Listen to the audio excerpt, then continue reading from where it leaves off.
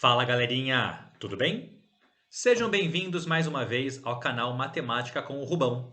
Eu sou o professor Rubem Carneiro e nessa nossa aula nós voltaremos a falar sobre equações exponenciais, porém utilizando a ferramenta das nossas últimas aulas, que é o logaritmo. Então, primeiro vamos nos recordar. O que era mesmo uma equação exponencial? Uma equação exponencial é aquela equação onde a nossa incógnita, a nossa variável, aparece no expoente de uma potência. E nós já conversamos sobre como é que nós podemos resolver uma equação exponencial do tipo uma certa base A elevado a uma determinada expressão matemática igual a uma outra base, né? Nesse caso, a mesma base A, elevado a uma outra expressão matemática. E aí nós vimos que toda vez que esta nossa base é um número maior do que zero e é um número diferente de 1, eu posso esquecer a base dos dois lados e simplesmente igualar os nossos expoentes, né? A expressão x1 na esquerda vai ser igual à expressão x2 na direita. E aí nós também, nas nossas aulas anteriores, resolvemos algumas equações exponenciais onde nós precisamos usar fator comum em evidência, usar uma mudança de variável, né? Uma variável auxiliar, para conseguir resolver a nossa equação. Hoje eu quero resolver com vocês alguns exercícios onde nós não conseguiremos deixar os dois lados na mesma base. E aí nós teremos que descobrir como é que eu posso calcular isso aí. E para a gente poder começar a nossa conversa, eu quero iniciar com um exemplo mais simples, que é esse exercício aí. 2 elevado a x igual a 3. Repare que eu não consigo deixar o 3 na base 2. Não, pelo menos de um jeito fácil, usando números inteiros, que são aqueles que normalmente nós conseguimos pensar, ou de cabeça mesmo, ou fazendo uma fatoração, alguma coisinha assim. Então, como é que eu posso resolver esse tipo de expressão? A primeira coisa que eu posso observar é que, como o nosso expoente contém a incógnita, né, quando a nossa variável está no expoente, eu não conseguiria fazer de cabeça isso. Mas, se a nossa incógnita estivesse embaixo, estivesse multiplicando, seria mais fácil.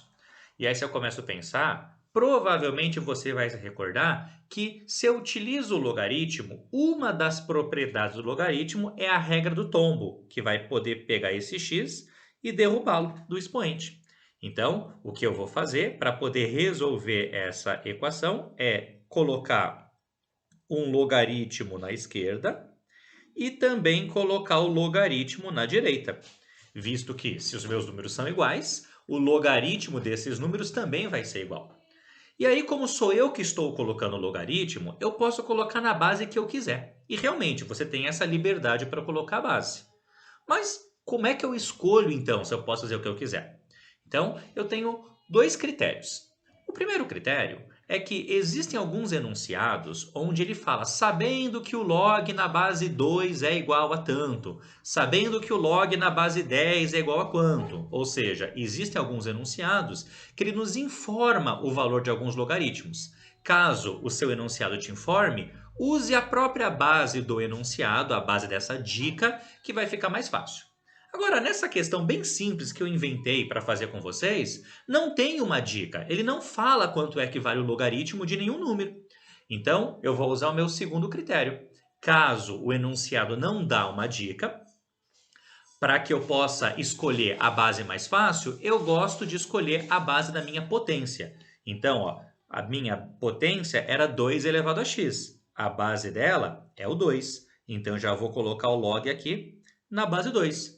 Tudo bem? Lembrando que eu posso escolher qualquer outra base. Esses dois critérios é para me ajudar as bases que podem ser mais fáceis para poder resolver o nosso exercício. Quando eu faço isso, aí na esquerda ó, eu tenho o logaritmo de uma potência.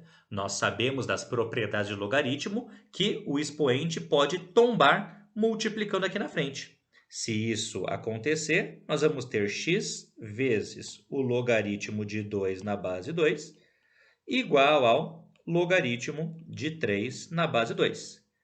E desse modo, ó, logaritmo de 2 na base 2, ou decorando aquela propriedade imediata, né? Logaritmando e base são iguais, então o valor desse log é igual a 1. Ou nós podemos pensar, 2 elevado a que número vai dar 2? De qualquer maneira, eu sei que o valor desse logaritmo aqui é igual a 1. Então, x vezes 1 é o próprio x, igual ao logaritmo de 3 na base 2. Tudo bem? É um logaritmo que eu não sei de cabeça, o meu enunciado não me passou, então essa fica sendo a nossa resposta final. Belezinha? Agora, eu quero fazer 2 exercícios com vocês tirados de vestibulares, questões um pouquinho mais avançadas, um pouquinho mais complicadas, para que você possa treinar bem. A primeira questão que eu quero fazer com vocês é essa aí. Essa equação eu peguei de um enunciado do exercício da VUNESP. A questão ela pedia mais algumas coisinhas, mas eu quero resolver só a equação com vocês para servir do nosso segundo exemplo nessa nossa aula. Primeira coisa interessante, quando você olha para essa equação, eu tenho certeza que você se recorda que 2 elevado a 2x é a mesma coisa que 2 elevado a x elevado ao quadrado. Isso porque eu sei que uma potência de uma potência conserva a base e vai multiplicar os nossos expoentes. Deixando o restante igual estava, menos 8, vezes 2 elevado a x mais 12, igual a zero. Eu consigo perceber que o 2 elevado a x aparece aqui duas vezes. Então, nós podemos usar uma variável auxiliar. Ou seja, eu posso chamar o 2 elevado a x de uma outra letra, de uma outra incógnita. Então, fazendo um certo a igual a 2 elevado a x, nós vamos ter a equação a elevado ao quadrado menos 8 vezes a mais 12 igual a zero. E a partir daí, nós podemos utilizar a fórmula de Bhaskara ou até mesmo, se você se recordar dela, some produto das raízes de uma equação. Vamos fazer Bhaskara, que é o que normalmente o pessoal fica um pouquinho mais confortável. Então, nós vamos ter aqui que o delta é igual a menos 8 ao quadrado, que é 64, menos 4 vezes 1, que é o próprio menos 4, vezes 12, que é menos 48. 64 menos 48 vai ser igual a 16. O bom é que tem uma raiz exata, mas não significa dizer que sempre vai ser isso. Então, a nossa variável a é igual a menos 8, que é mais 8, mais ou menos a raiz de 16, que vale 4, dividido por 2 vezes 1, que é 2, gerando as nossas costumeiras duas raízes. A primeira raiz, 8 mais 4 é igual a 12, dividido por 2 é igual a 6. Ou então, a nossa segunda raiz, 8 menos 4 é 4, dividido por 2 é 2. Calculei o valor do A, só que o A não é a incógnita que eu procurava o x. E aí eu vou me recordar que o A é o 2 elevado a x. Então, nós vamos ter que, quando o A ele é igual a 6, isso aqui significa dizer que 2 elevado a x é igual a 6. Puxa vida, eu não sei 2 elevado a quanto vale 6. E não vai adiantar fatorar o 6. Então, o que eu posso fazer? Eu posso colocar um log dos dois lados. O logaritmo aqui na esquerda igual ao logaritmo aqui na nossa direita.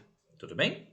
E aí, essa questão é uma questão de múltipla escolha, tá? Eu não coloquei as alternativas para vocês, mas se você observasse as alternativas, todas estavam na base 10. Esse é um parâmetro para escolher que base eu vou colocar o meu log.